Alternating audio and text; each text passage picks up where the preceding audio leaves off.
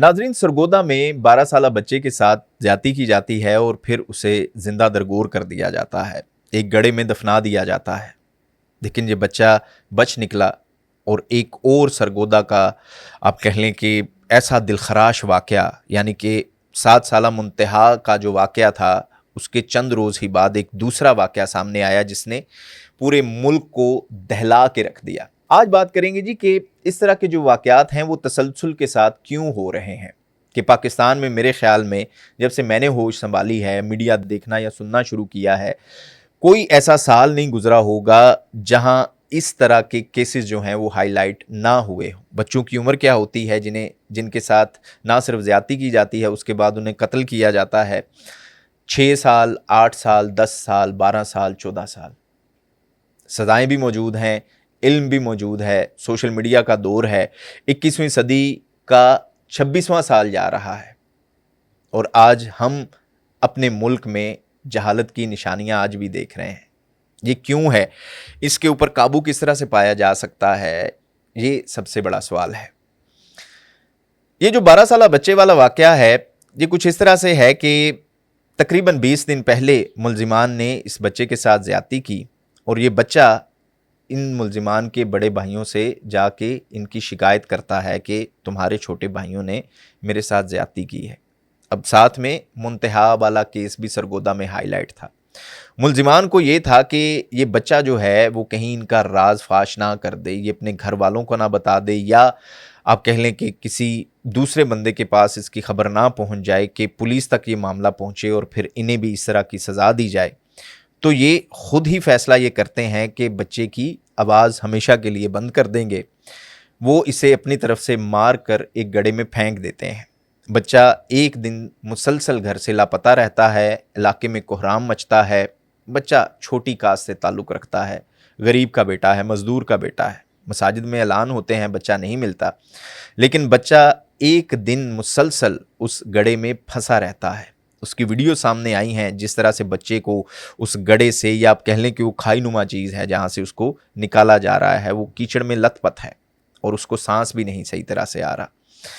खैर, ये बच्चा चीखता चिल्लाता है। करीब से गुजरने वाला एक शख्स इसकी आवाज़ सुनता है। इलाके में पहले से कोहराम मचा हुआ था कि एक बच्चा लापता है। लोग इकट्ठे होते हैं, इस बच्चे को निकाला जाता है। मामला पुलिस तक पहुंचता है, FIR दर्ज होती है।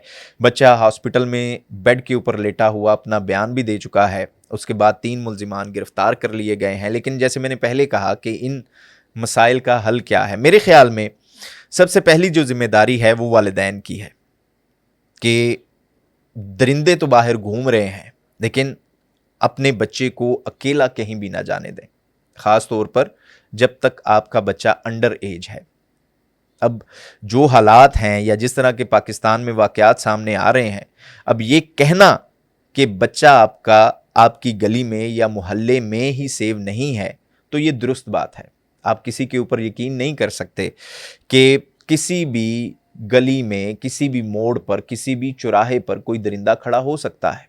तो ये सबसे पहली जो जिम्मेदारी है वो वालिदैन की बनती है कि चाहे मुंतहा वाला केस हो या फिर चाहे इस तरह का ये 12 साल बच्चे वाला केस हो, कि बच्चों को किसी भी सूरत में अकेला बाहर नहीं जाने दें। अगर आपने बच्चा पैदा किया है तो ये आपकी ज़िम्मेदारी है, आपने उसे स्कूल भी छोड़ के आना है, स्कूल से लेके भी आना है, या आप फिर इस तरह का कोई उसके लिए बंदोबस्त करें कि बच्चा आपका सेफली स्कूल जा रहा है या स्कूल से वापस आ रहा है या दुकान पर जा रहा है।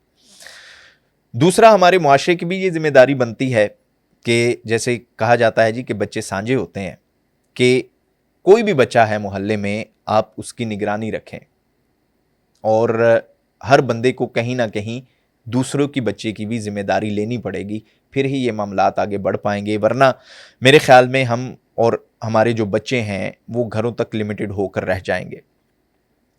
दूसरा जी, बच्चों में जो ख़ास तौर पर बेटे हैं, आप देख लें कि चले मुंतहा तो मासूम थी, 7 या 8 साल की थी, उसको तो दरिंदे ने मौका ही नहीं दिया।